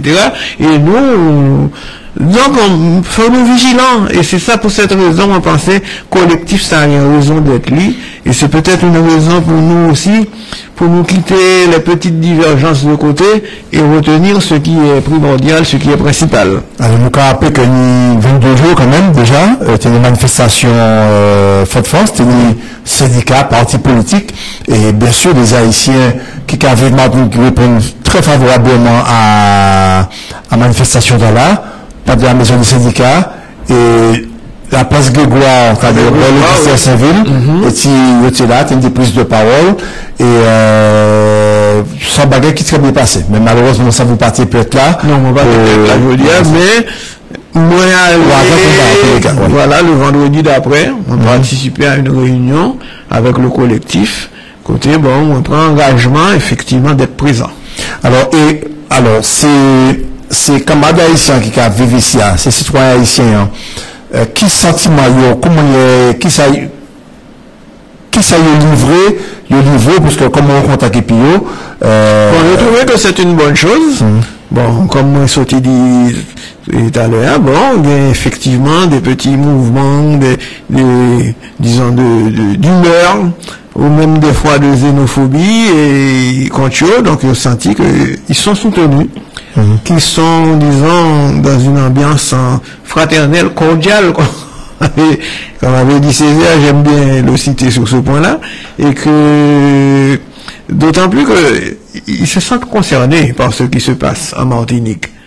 Et tout à l'heure, nous étions qu'à parler de Alfred Marie-Jeanne, qui avait compris le problème, qui avait eu l'intelligence et le courage de dire qu'il faut qu'il gagne des mondes de la Caraïbe sur ces listes. Eh bien, ni des mondes qui a pensé lui. Par exemple, une chef de parti qui venait au moins, qui était même faire recensement, il dit, mais au moins, à Terre-Saint-Ville, il y a au moins 900 Haïtiens qui peuvent voter. Donc, il y a un travail que vous avez fait auprès de Mounsayo. Donc, moi, je pense que nous aussi, nous avons travaillé ça pour nous faire, pour nous montrer mon Dieu que, voilà, vous faites partie de la communauté et vous êtes dans le vivre ensemble, donc vous avez votre mot à dire, non pas en tant qu'haïtien, mais en tant que citoyen. Voilà. Voilà, voilà. On a participé à la vie sociale. Donc, vous êtes concerné en tant que citoyen et non pas en tant qu'étranger haïtien. Bon. Et ma cas changé, le matin sorti des manifestations dans tes pays, mais deux camarades, quelques représentants du MIN, mais notamment Francine Carus et puis Manuela Kembertolo. Et nous, deux mondes qui interpellent nous, bon pharmacie, donc des personnes d'origine haïtienne, qui remercient nous des présences nous, qui des soutiennent de rapport, mais franchement, ça va frisson à les mains, parce qu'il était vraiment très touché par implication, la Martinique, et m'a dit, qui nous taillé, nous t'ai représenté le mime, Alfred Majan, il dit, Chabé, autres là, mais bon, voilà comment ça. Mon pédo, c'est le premier retour au Mani, tout le monde a dit, mais, nous nouvelle Chabé. Parce que, effectivement, bon, ils sont conscients que, effectivement, ils ont trouvé, disons, auprès de Chabé, pas seulement en partie, mais une solidarité. Et c'est pour cette raison qu'on a toujours dit, faut nous pas oublier communauté, pas lâcher communauté, parce que communauté, qui a soutenu les autres, ils sont sentis concernés par la lutte qui a mené. Absolument. Alors, comme nous avons parlé, nous sur le plan humain, mais malheureusement, il y a déshumanisation. Il y a un phénomène, même pas un phénomène, moi je veux dire un phénomène social que nous pas dire en Martinique. On employé la ville François qui entra dans le grève de la faim parce qu'il osait dire la vérité. Et puis, Meya, qui est supérieur hiérarchique, c'est l'employeur. Mais je vais quand même rappeler tout Martinique et Martiniquais qui a travaillé dans la collectivité, en mairie ou bien en espace communautaire, les présidents et maires, ils ont aussi des employeurs provisoires. C'est pas entreprise qui l'a. Donc, ils ont ni droit à l'expression, ils ont ni droit à verbaliser, ils ont ni droit à dénoncer aussi, en sus des syndicats. Et comme Maman Itala dénoncé en fait, ils ont suspendu des salaires au lit. Et je dirais, en tant que bon l'Amérique a fait grève de la faim. Déjà, au niveau médecin qui a réagi, on peut parler un petit peu des conséquences d'une grève de la faim forcée. Oui, c'est pas parce qu'il pas ni manger, il décidait d'y pas manger. Et puis, sur le plan de la gestion au responsable personnel, qui réaction ça a provoqué Max Casimir? Bon, alors, moi, je peux dire que dans ma vie de militant, j'ai eu effectivement à faire une grève de la faim aussi en Martinique. C'est pas une décision qu'on prend à la légère. Parce que, au soumettre corps à une violence qu'on a ressenti dès l'instant où engagé dans ça. Donc, l'offre, c'est que, on a des raisons valables de le faire. Bon, dans le cas de cet employé-là, comme pour tout employé, c'est vrai qu'il y a le devoir de réserve. C'est pas par son tel côté ou tel bagaille qu'on est obligé, bon. Mais aussi, il y a le devoir de dénoncer tout ça, ouais, qui est contraire à l'éthique. Ça, c'est une obligation. Alors, il y a des gens qui font mes yeux, il y a des gens qui ont le courage, je vous dis. Donc, je pense que si l'employé est obligé de recourir à ce moyen extrême, parce qu'il mettait ville en danger, c'est qu'il n'a pas été écouté. Assez souvent, bon, ce que je constate en Martinique, tout le monde a parlé de oui, on prend un otage ceci, on prend un otage cela, c'est tout simplement parce que il n'y a pas d'épace d'échange, d'espace de discussion, parce que c'est vrai que tout seul au papier font bagaille, mais là où dit aussi, donc il faut aussi des échanges, il faut aussi qu'il y ait des négociations qui faites. Donc je pense que ce qui se passe là, c'est que cet employé-là n'a jamais été écouté. Il a besoin d'être écouté. Si c'est pas nous qui portons soutien balai, c'est pour nous saisir la justice, pour la justice Mandeli, disons, d'expliquer les raisons justement pour lesquelles il mettait la ville en danger. Et la réaction du maire, on pensait que c'est pas une réaction intelligente. Quand il y a un problème de ce genre, il faut négocier, il faut ouvrir une enquête pour savoir effectivement la vérité. D'accord. Alors, maman, on peut commencer à téléphoner au 62 8899 LVM Politique. Nous avons ici Max Casimir, qui est d'origine haïtienne, mais il a 50 ans et qui a vécu Martinique, et qui a travaillé Martinique aussi. il a appelé nous pour parler et puis nous de drame humain qui a passé en République dominicaine, des Haïtiens qui ont expulsés, mais surtout des femmes haïtiennes enceintes, qui ont veillé à l'entrée de la maternité ou bien dans le centre médical pour saisir, pour veiller à l'eau, parce qu'il n'est pas question pour la République dominicaine, gouvernement de la République dominicaine, que anti-maman d'origine haïtienne n'est encore en leur seul lieu. Voilà. Donc, je peux toujours téléphoner 62 8899 bas avisot, poser question, livrer émotion d'autres, Max Casimir, qui prend plaisir à partager épisode. Alors, Max Casimir, nous, quand j'en de nous savons que, comme tu as dit, il y a un lourd soulèvement contre la dictature dans le monde aujourd'hui. Oui, oui. Et en Afrique, il y a un lourd bagaille qui a passé. Et notamment, mon connais référence là, c'est Ibrahim Traoré, Burkina Faso. Et moi, c'est en mars 2025, il est interdit que 3 milliards de francs CFA partis vers la France, comme ça se faisait depuis les accords de 62, à la fin de, enfin, ces accords, et qu'on a d'aller pris entre le gouvernement. Et il mettait fin à ça, et tout le monde qui était à l'entour d'autres pays, Sénégal, Mali, tout le monde a réagi. Et on a deux mondes, notamment directeur de la banque qui est venu blême. Enfin, pas de faire l'eau, il faut plus venir blême. Et puis, on est ambassadeur qui venait à dans une grande réunion publique où il y avait des milliers de personnes qui partaient la route. Mais psychologiquement, c'était un moyen pour être témoin de la fin de la domination française. Qui c'est ça qu'a évoqué Caillou? Est-ce que c'est un exemple?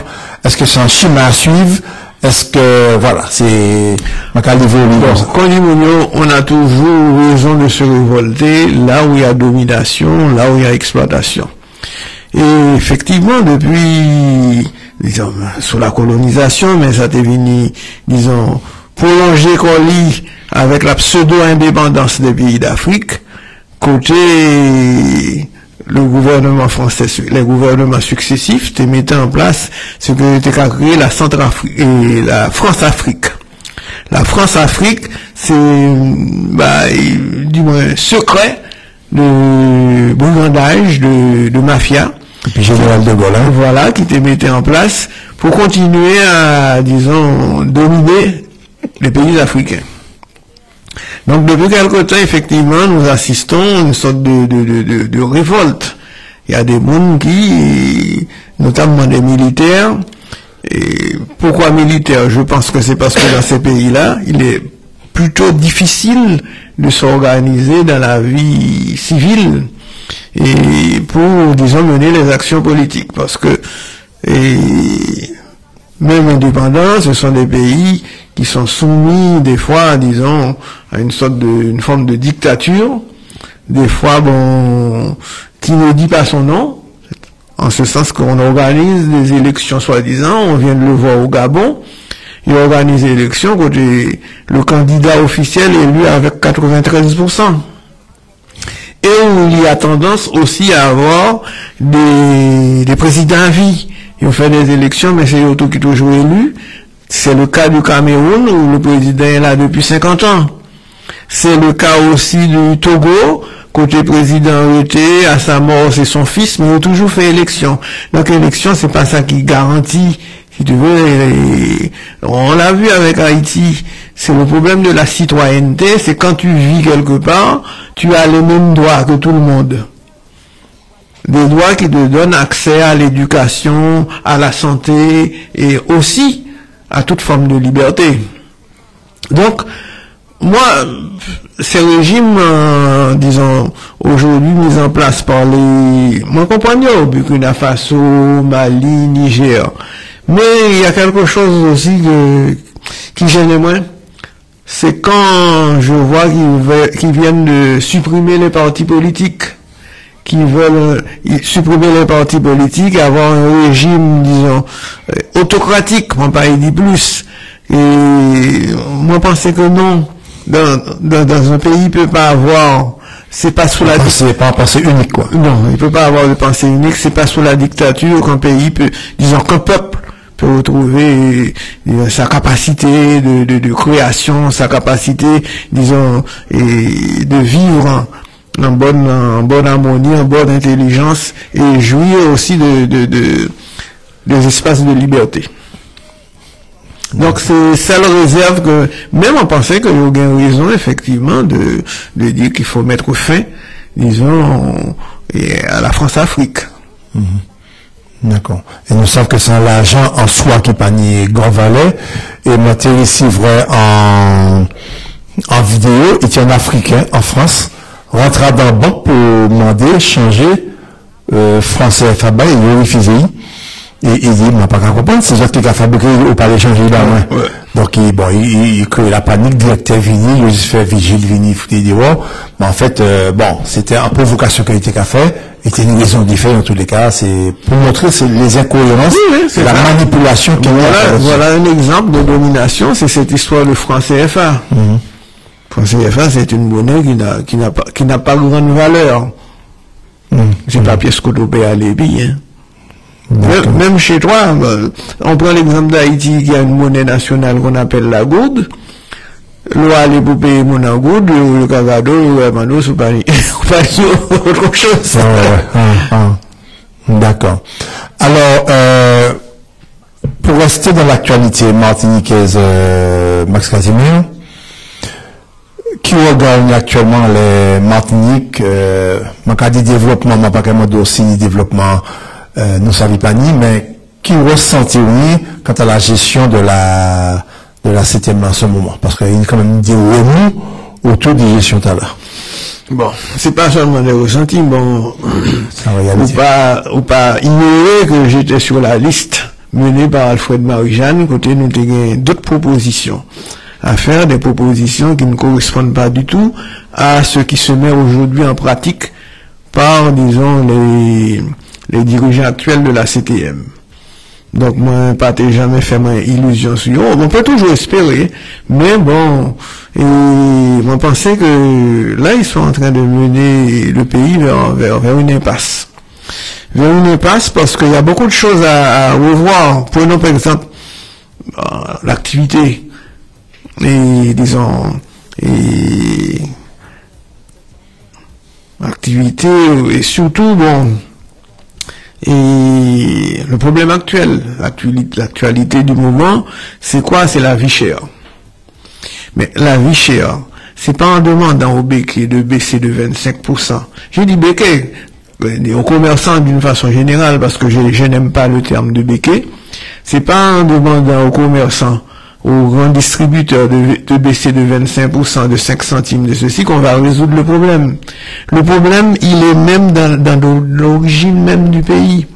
C'est-à-dire, les colonies ont été créées, on l'a vu là tout à fait dans l'histoire.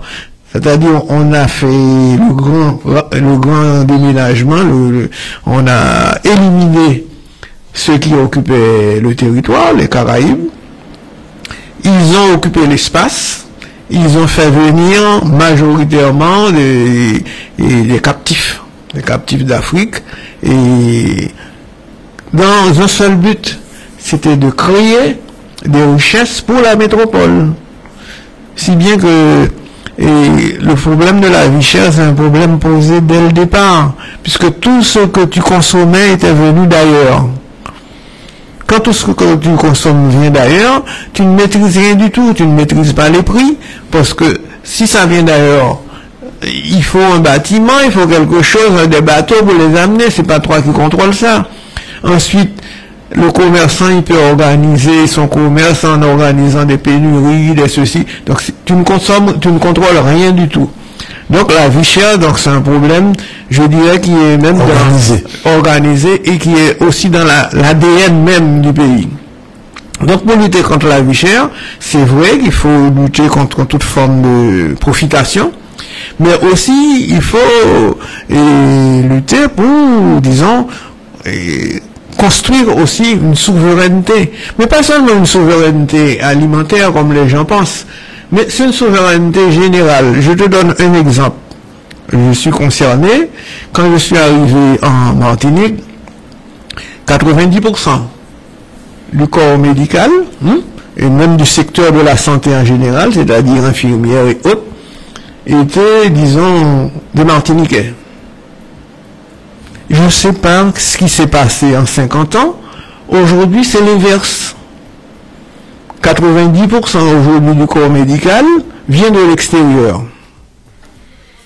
Je n'ai rien contre puisque moi aussi je viens de l'extérieur. Mais il faut se dire que quand tu arrives dans un pays, dans une activité, tu constates l'absence des premiers concernés, c'est-à-dire des gens qui habitent le pays même, ça te pose un problème. Tu ne viens pas en renfort, tu ne viens pas dans un esprit de coopération, mais comme tu ne peux pas t'installer comme maître, mais il y a une sorte de laisser-aller. De laisser-aller qu'on constate aussi qu'on constate aujourd'hui dans le système sanitaire martiniquais. Tout à l'heure, tu me disais qu'est-ce que je pensais de ceux qui aujourd'hui sont à la tête de la CTM. Mais Alfred avait posé ce problème et la première réponse qu'il avait apportée, c'était la création d'une faculté de médecine en Martinique pour former des médecins, pour former du personnel de santé. D'autant que étudiants qui ont des difficultés pour partir, pour payer, ça, voilà. Et puis, ils pas préparé à ça non plus. Parce que la préparation, les études de médecine sont longues, les études de médecine sont compliquées, etc. C'est dès la seconde, dès même le collège qu'il faut commencer à préparer les jeunes Martiniquais pour, voilà, on a besoin de vous là, mais que ce soit attractif. C'est pas on aller virer, hein. Non, ça c'est de la bêtise. Mais c'est vrai, l'individu, il agit d'abord en fonction, disons, de ses propres intérêts. Je comprends tout à fait qu'un jeune Martiniquais puisse avoir, disons, des désirs, des ambitions. Pas ça aussi, moi, j'ai fait études de médecine, j'avais plus de moyens. Peut-être comment j'ai arrivé, venir chef de clinique, professeur, etc., etc. Mais aujourd'hui, je pense que les jeunes Martiniquais qui s'engagent, ils ont des ambitions. Quand tu acceptes de revenir dans les conditions aujourd'hui où fonctionnent les établissements hospitaliers, tu n'es pas dans une ambiance où tu peux progresser. Tu n'es pas dans une ambiance où tu peux progresser. C'est-à-dire, tu ne publies pas. Ou je m'entends des médecins là maintenant publier en bagaille. Avant, il y avait une sorte de société médicale caraïbéenne. On n'entend parler de ça encore. Ça n'existe plus. Donc, tu ne peux pas avancer, tu ne peux pas progresser. C'est pour ça qu'ils ne reviennent pas. C'est pas une histoire d'argent, comme on dit. Les médecins qui viennent à la MENA, ils gagnent suffisamment. Mais ce problème, c'est que tu as des ambitions, tu as envie de progresser. Hier, bon, la demande était autre. Il fallait lutter contre le désert médical, avoir des médecins un petit peu partout dans toutes les communes. Mais aujourd'hui, la médecine est tellement pointue que tu peux pas te contenter d'avoir un stéthoscope, un tensiomètre dans un cabinet. Tu veux faire autre chose. Et ici, on te donne pas la possibilité de le faire. Un autre exemple. L'exemple par exemple, la crise sanitaire avec le Covid, ça a fait des centaines de morts ici. Tu as déjà entendu quelqu'un parler de faire, disons, ce qu'on appelle nous un retour d'expérience, c'est-à-dire un bilan de ce qui s'est passé, de voir où on a péché. Est-ce qu'on aurait pu limiter les casses? Est-ce qu'on pourrait avoir moins de victimes? T'as déjà entendu quelqu'un? Mais est-ce que c'était possible à nous? C'est les représentants de l'État qui tenaient la même mise. Là, je regrette. La RS a la même mise, mais c'est toi qui vis dans ce pays. C'est toi qui connais tu peux aussi. Oui, mais justement, ça qui vivre là, ne pas te coûter, justement. Il n'y a pas de deal non plus. Il n'y a pas dit non plus. Moi, j'ai travaillé, pendant cette période-là, j'ai travaillé dans les hôpitaux, j'ai travaillé dans les EHPAD. Il y a des dirigeants que je n'ai jamais vus, qui sont jamais venus pour nous dire comment on fait. Et je peux te dire qu'il y avait, les conditions étaient difficiles des fois. On n'avait pas de masque, on n'avait pas de gants, et je me souviens, bon, j'étais dans un hôpital, et la pharmacienne qui m'appelle, qui me dit, tu sais que, on n'a plus d'oxygène, il y a un problème. Pratiquement, il fallait laisser filer. Donc, on n'a pas trouvé des gens pour venir nous dire comment on organise. Dans une période de crise, je ne te demande pas de prendre les choses en main, mais de dire que nous sommes les premiers concernés, nous sommes là. Qu'est-ce qu'on fait? Nous n'avons pas fait cet effort-là. Donc, je te donne un exemple. C'est ça la souveraineté. C'est comme ça qu'on va acquérir et construire cette souveraineté. Et c'est pareil aussi.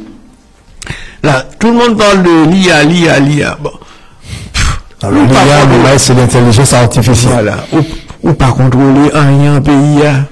L'IA, tu sais même pas ce que c'est, mais tu te poses déjà en consommateur. On va consommer l'IA. C'est ça notre problème. On n'est pas formé à consommer l'IA, voilà. Il n'y a pas bonne information sur l'IA. C'est voilà, ça n'y va pas bien. Tu seras dépendant. Non, tu seras dépendant. Donc, il y a une réflexion à mener. Et j'entends les gens parler d'économie martiniquaise. Est-ce qu'il existe une économie martiniquaise? C'est pas quelques commerçants, grands distributeurs, ni des distillateurs de rhum, ni des producteurs de bananes qui constituent une économie. Il faut réfléchir. Quel type d'économie on peut avoir? Quel marché on peut avoir pour nos produits? Mais est-ce qu'il ne faudrait pas d'abord que c'est nous qui dirigeons nous pour penser comme ça? Parce qu'il y a qu'à mettre frein. Bon. Il y a qu'à mettre frein, mais faire où aussi tu avances dans tes projets, tu deviens crédible. Parce qu'aujourd'hui, le gros problème, tout ce qu'on dit là, je pense que 99% des gens en sont conscients, le constatent aussi, nos papiers intelligents passés. Mais quand tu leur proposes d'avancer, ils vont te dire, je veux des garanties. Les garanties, c'est pas garantie, on peut échouer comme on peut réussir. Mais des garanties, est-ce que demain, j'aurai les mêmes droits? J'aurai les mêmes droits? Est-ce que, effectivement, la conquête des droits politiques, comme tu viens de dire, va garantir mon pouvoir d'achat? Ou bien mon petit confort de vie, est-ce que ça va garantir aussi, disons, mes petites libertés? C'est là que nous avons un effort à faire. C'est-à-dire de construire avec les gens de façon à ce qu'ils se sentent en sécurité pour avancer avec nous vers cette souveraineté. Donc ça peut participer en éducation du peuple. Éducation et puis réfléchir pour avoir un projet, disons, porté par la population. On a parlé de l'exemple d'Haïti, c'était ça, Haïti n'a jamais été un peuple. Il n'y a jamais eu un peuple haïtien. Il y a eu ces élites dont on a parlé et le reste de la population qu'on a laissé croupir dans la misère et puis les ténèbres. Après 2 siècles d'indépendance, tu as encore 80% d'analphabètes.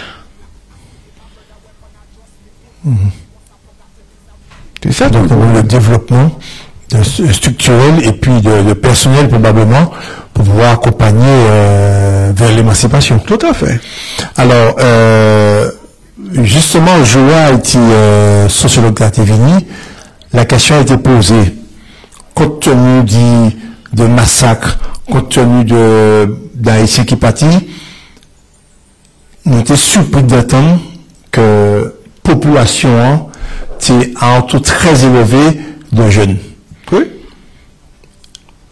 Et nous s'est pas pensé le contraire, hein, puisque parmi toutes les pertes de vie humaine là, donc Haïti est en pays prolifique. Oui, c'est vrai qu'il y a eu une hémorragie, donc on pourrait penser, mais contrairement à la Martinique qui aujourd'hui est un territoire vieillissant, en Haïti effectivement il y a une croissance démographique vraiment élevée. Alors, est-ce que ça lié, alors, je vais essayer de comprendre, là, nous, là, pour comprendre, pour garder Tibrin, ce qui a passé. Est-ce que c'est parce que la population n'a pas investi dans le travail, pas occupé par l'activité? C'est-à-dire, oui, il y a tout ce que tu dis, mais tu sais, c'est un ensemble de paramètres. Ouais. Aujourd'hui, l'espérance de vie en Martinique est de 70 ans, 75 ans. L'espérance de vie en Haïti est de 30-40 ans, maximum 50 ans, dans certaines tranches de la population. Ouais. Donc, ce qui explique qu'on a un fort pourcentage de jeunes, mais avec une espérance de vie. Et puis, comme il y a absence, disons, tout à l'heure on a parlé de protection, de soins, de protection de la mère et de l'enfant, donc de soins. C'est vrai qu'il y a un fort taux de mortalité infantile, mais tu as un exemple. Je me souviens, j'avais fait une mission avec les pompiers. Je suis arrivé et quand il y avait des femmes jeunes qui venaient me voir, on faisait des consultations, j'ai été étonné de leur demander, vous avez combien d'enfants? 8, 10, des femmes très jeunes, hein, de 30 ans, 32 ans, qui avaient déjà 10 enfants. Bon, parmi ces 10 enfants, effectivement, il y en a 4 ou 5 qui vont arriver à 25 ans, 30 ans. Ce qui explique aussi les difficultés d'Haïti, comme j'avais dit à quelqu'un. Tu vas former un médecin, tu vas former un bon ouvrier pendant 5 ans, pendant 10 ans. Quand il arrive à maturité, c'est à ce moment-là qu'il va mourir. Donc tu peux pas avancer. Ouh là là. Alors, dis-moi Max, en même temps, Haïti quand même prend place importante sur le plan culturel, notamment et puis la musique. Nous te attendons la musique haïtienne. Après, nous pas parler compas. Enfin, je veux dire que, justement, est-ce que c'est pas en espèce de, comment on dit ça, de tremplin baillot pour sortir en misère, de refuge même peut-être, parce que nous avons des enfants très très jeunes, mais des artistes extraordinaires, tant sur le plan du vocal que sur le plan de la maîtrise d'un instrument.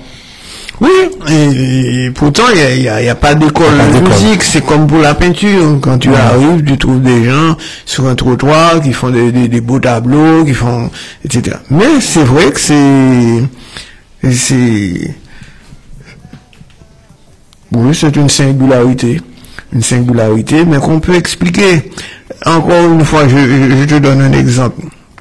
Quand j'étais avec les pompiers, et il y avait à l'époque ce qu'on appelle la MINUSTA, c'est-à-dire une force militaire envoyée par l'ONU pour assurer la sécurité des citoyens en Haïti. Et là où on était, disons, sécurisé par une force venue de la Jordanie. Pas de pièce rapport entre Haïti et la Jordanie. Et puis on a été assez surpris. Notre interprète, c'est un petit bonhomme de 11 ans. 11 ans, ça fait 6 mois que les Jordaniens étaient là, qui parlent arabe et anglais. Le petit bonhomme avait trouvé le moyen d'apprendre l'arabe rapidement et c'est lui qui nous servait l'interprète. C'est-à-dire, il y a un besoin. Il y a un besoin, c'est ça qui fait la nécessité. C'est-à-dire, c'est vrai que quand tu es livré à toi-même, il y a deux choses. Soit tu te suicides, soit tu continues le combat. Le combat, c'est pas forcément les armes, hein. C'est aussi la créativité. Et c'est pour cette raison qu'effectivement, dans pas mal de domaines, par exemple, comme on l'a dit, la population est créolophone 1 et puis analphabète, il y a quelque chose qui se développe beaucoup en Haïti aussi, c'est l'art dramatique, le théâtre. Les gens, même dans les coins les plus reculés, les gens ils font du théâtre, ça prend des formes de sketch, de blagues, etc., etc. Mais c'est probablement en thérapie aussi, c'est en verbalisation, en extériorisation de la souffrance. Voilà, et puis c'est une forme de résistance aussi. Voilà. On va un exemple très simple pour montrer comment Mounba est la CAFOR. Et une blague, le Bougara dit que il y a un père de famille qui est malade, très malade, il y a toute qualité docteur, bien que le bâté ni moyen, il ruine tête pour l'aller. Et puis, finalement, quel est le docteur, pas qu'à faire, il a dit, ah, mon vieux, il faut lever pied, il faut aller au Ougan-Boisé. Un Ougan en Haïti, Ougan, et puis, Ougan dit le bon, et voilà, on a fait ça, on a pris une photo Lucifer, on a mis dans les têtes liées, etc. Et puis, Bougla allait. 3 jours après, Timama est la mort. Et puis, il retournait Ougan, Kamboazéa dit, ou fait ça, moi, te dou faire, il dit, oui, mais c'est le bail, moi, cherche photo Lucifer, moi, pas trouver, alors moi, tu mets ton photo du Valier, et puis, moi, dit, eh ben, c'est ça, mon vieux, donc là, t'es trop fort. Donc, une sorte de créativité qui fait partie de la résistance. Donc, musique là, c'est pareil. C'est pareil. Au départ, les Robert Sicot, les Nomo, c'était des gens qui... Et Nemo Jean-Baptiste, oui, tout ça. Des gens qui, d'origine très modeste, qui étaient passés par des centres de redressement. Et c'est là qu'ils ont appris la musique, et puis, etc., etc. Et vous-même, ou bien observé évolution musicale Haïti, qui ça c'est cadeau aujourd'hui? Ça pas plaît moi du tout. Ça pas plaît moi du tout. Moi, je trouvais que vous entrez dans une sorte de facilité, et puis ils ont utilisé il y a moins de musique que de technologie maintenant. C'est plus technologie, c'est plus bon, c'est moins. Bon, mais ouais, un orchestre avec des instruments, avec des gens qui peuvent jouer. Mais là, ces machines, non, ça pas plaît moi du tout. Et moi, trouvé que la musique haïtienne a beaucoup perdu. Parce que nous, on ma génération, peut-être pas très bonne taille que Vladimir, on a fait la fête des pays. En tout cas, ma génération, cheveux, mon skacha, et même avant, au tennis, qui nos groupes qui les fantaisistes d'Haïti, m'en vivre ça, oui, avec des phrases musicales, alors, des instruments qui étaient qu'à tuer dans morceau, c'était la guitare solo, et les bougatres solo guitare, ben, au plus saxophone, oui. Mais je dis, on a un clavier qui a fait trompette, qui a fait tout le bagages. Voilà. Mais c'est pour ça, moi, je trouvais que, ils sont sombrés dans une facilité. Bon. Peut-être, c'est ça l'évolution des choses. Mais, on pensait que, on perd en créativité. Alors, ma vie dans la République dominicaine, est-ce que musique haïtienne va prendre place dans le pays là? Est-ce que le jeune ou alors est-ce que vous va exprimer quoi pour la musique comme Martinique ou ailleurs? Bon, alors, et pour tout te dire, et avant l'arrivée de Nemo Jean-Baptiste et Sicot avec la création du compas, dans les années 50, c'était la musique dominicaine et cubaine que mon a dansé en Haïti. C'était Céléaco, c'était la Sonora, c'était la Scaragon, voilà, c'était ça. Et puis, je t'ai dit que les années qui ont suivi la guerre, là, entre 46 et 52, il y a eu une sorte de boom économique en Haïti, avec le café qui se vendait bien, et puis, ben, elle était tellement belle, même des boucs où Césaire était allé vivre à Haïti. Césaire vivait 6 mois à Haïti, hein. Donc, le monde qui était, effectivement, Haïti était une terre de référence. Et il y a eu les cérémonies du bicentenaire de Port-au-Prince. Et c'est là qu'effectivement, on a commencé à avoir des boîtes de nuit, à avoir une vie vraiment de société. Et c'est là que la musique a vraiment pris son essor. Donc, on va dire que là, il pas daté, c'est de cette période-là. D'accord.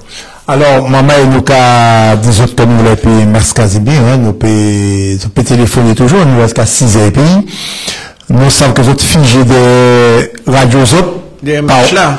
Et puis, nous savons des matchs aussi après-midi là. Mais en tous les cas, nous saluons des gens qui ont écouté nous. Il y a un maman qui s'est téléphoné, donc il peut venir crier. Il pas attendre bien, il peut venir crier. Nous avons entretien là, et puis Max Casimir, qui a parlé nous de drame humain qui est en République dominicaine, mais ça n'a pas empêché nous de parler de choses un petit peu plus gaies, comme musique, comme l'art, etc.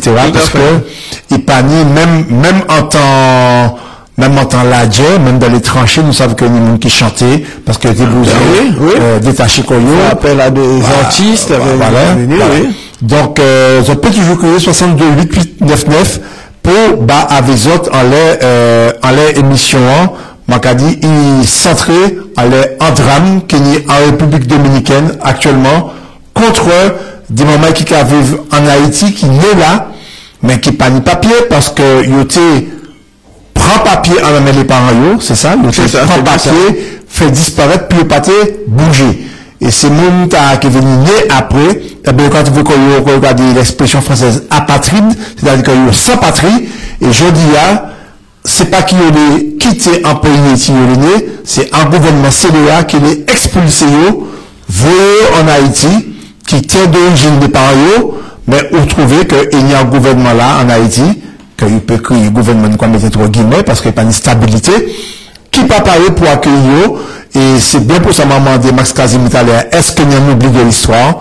Est-ce qu'il y a un oubli qui a fait que, Haïti, c'est quand même marqué par la dictature?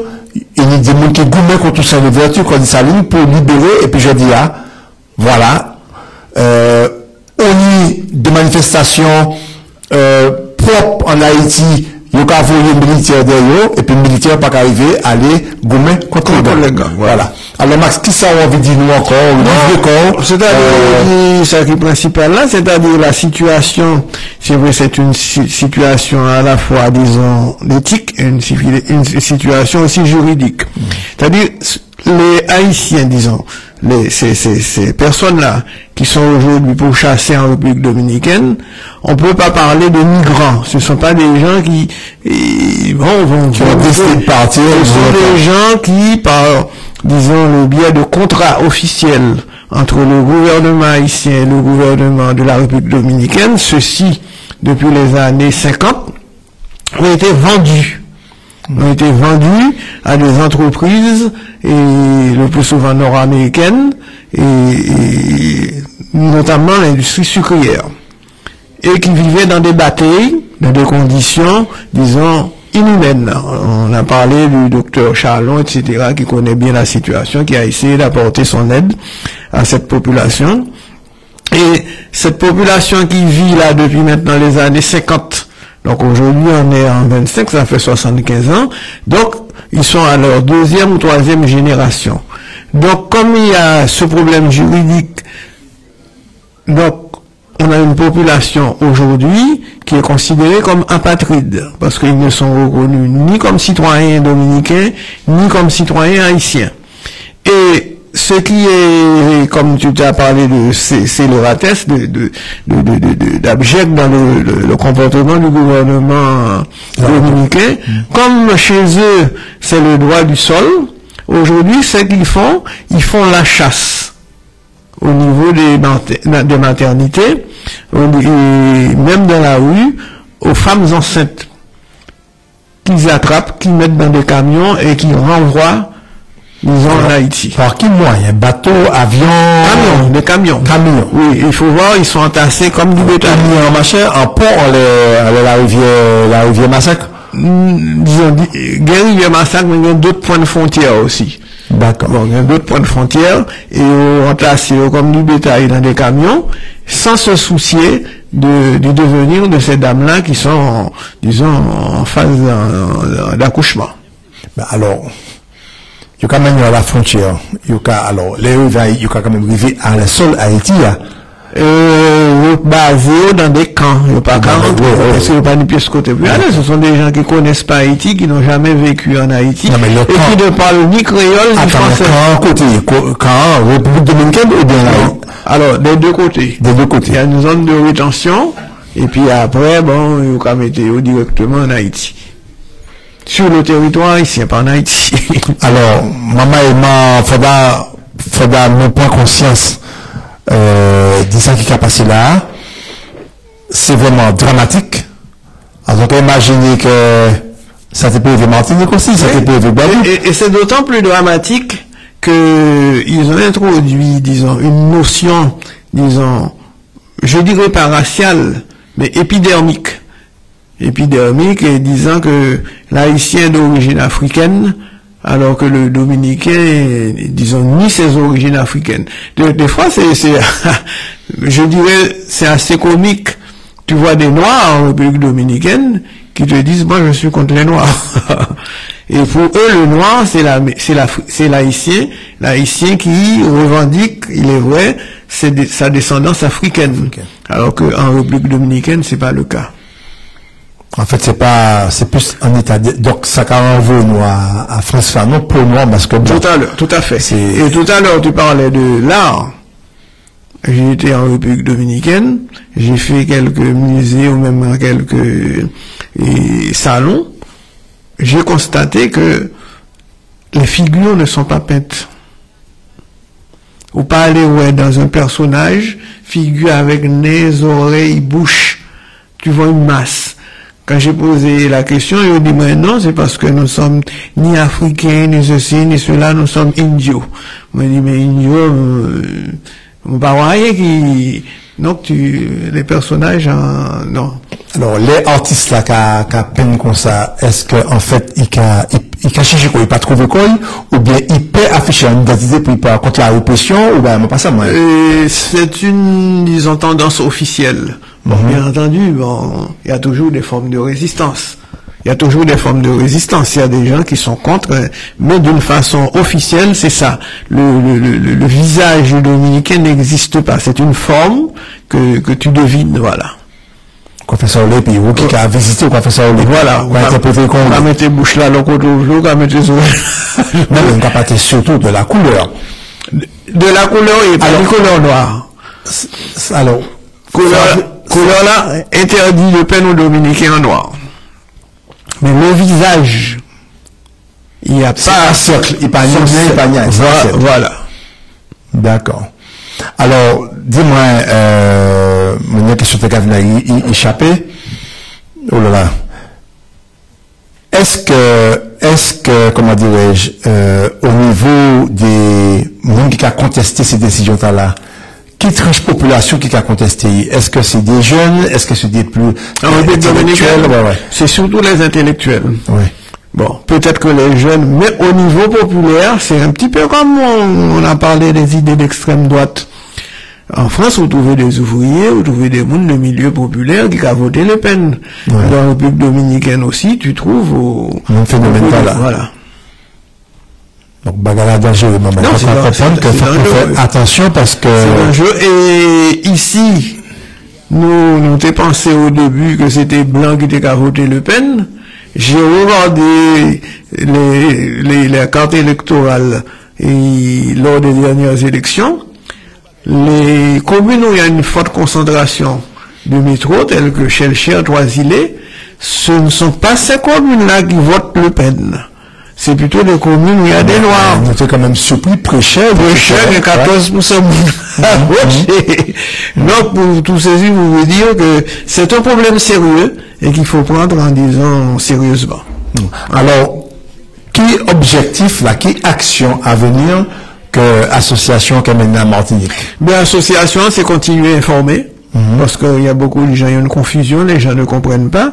Pour beaucoup de gens, bon, déjà, nous fait différence entre Saint-Domingue et République dominicaine. Ensuite, République dominicaine, ils savent pas très bien ce que c'est, puisque c'est un pays qui n'a pas eu la même histoire que nous. C'est-à-dire, la République dominicaine n'était pas une colonie au sens strict du terme. C'était un territoire abandonné par les Espagnols. Il n'y avait pas d'habitation. C'était une économie de hâte, c'est-à-dire où il y avait des terrains où les gens faisaient du commerce et de la contrebande. Tout à l'heure, on a parlé de vie chère. C'est vrai qu'à Saint-Domingue, qui était la colonie la plus prospère, mais tout ce qui... Pourtant, il y avait du monde. Il y avait 500 000 esclaves, près de 30 000 jeunes couleurs, près de 30 000 blancs. Donc ça fait, disons, au moins 600 000 monde à nourrir. Et comme on produisait rien sur place, sauf les jardins esclaves qui étaient qu'à produire en petite quantité, le commerce se faisait avec la République dominicaine, disons à l'époque avec la partie orientale de l'île, qui vendait de la viande, qui vendait des légumes, etc., etc. Donc, et même quand il y a eu l'indépendance haïtienne, on a parlé d'ostracisme dont le pays a souffert. Le pays était coupé du marché extérieur, du monde extérieur. Donc, le commerce se faisait avec la partie orientale. Ce qui a permis, disons, l'émergence d'une bourgeoisie commerçante en République dominicaine. Et aujourd'hui, on retrouve le même problème, puisque comme on a dit, les ports et les aéroports sont fermés en Haïti. Donc tout ce qui rentre aujourd'hui en Haïti passe par la République dominicaine. Et est-ce qu'à côté, le grand voisin qui est Cuba, qui a une des manifestations à l'encontre du comportement gouvernement de la République dominicaine? Oui, oui. Cuba a toujours soutenu Haïti. Je t'ai donné l'exemple de Cuba où, après la Révolution, les travailleurs agricoles de l'industrie sucrière cubaine ont été intégrés et aujourd'hui sont citoyens cubains. Mais là, maintenant, ça m'a camarade. Aujourd'hui, bon, Haïti a de bonnes relations avec Cuba, mais Cuba est en grande difficulté. C'est vrai que Haïti est soutenu, malgré les affinités entre Cuba et la République dominicaine, puisque c'était pratiquement deux colonies espagnoles. Ouais. Mais sauf que la révolution, voilà, la voix de Cuba ne compte pas beaucoup aujourd'hui. D'accord. Bon, ben Max Macaïdo, téléphone pas qu'à sonner, au match, nous était écouté probablement. Nous arrêté un petit peu plus bonnet. Maintenant, est-ce qu'on a un dernier mot, un dernier message à envoyer à la population, un petit mot de... Un dernier message, dire que restez vigilants. Parce que les idées de l'extrême droite, aussi bien française qu'internationale, circulent dans notre société. Il faut leur fermer la porte. Restez vigilants, restez vigilants. Eh ben, maman, nous avons le message en pile pour écouter les autres. Nous avons informé les autres que l'émission nous avons passé en rediffusion mercredi qui va venir à partir de 4h l'après-midi jusqu'à 6h, même temps qui est à présent. Et puis, donc, nous avons dit autres, pour un mot, Mascasimir, vigilance plus, puisque, dans la Caraïbe, aidé par de grandes puissances, notamment les États-Unis, la dictature, le racisme et la xénophobie. Le racisme, la xénophobie, qui a entré dans Caraïbe là, on nous fait attention, et nous avons que récemment là, c'est exactement ça qui a appliqué contre un maman haïtien qui est né en Haïti, mais qui peut pas prétendre qu'il est dominicain, qui peut pas prétendre qu'il est haïtien parce que yo prend papier les parents yo, et yo là, yo apatride, c'est-à-dire yo sans patrie, yo parqué, dans des camps, que ce soit en Haïti ou en République dominicaine, ben, sur le rebord de la rivière Massacre, c'est à proximité. Voilà. Donc, c'est tout à fait inhumain.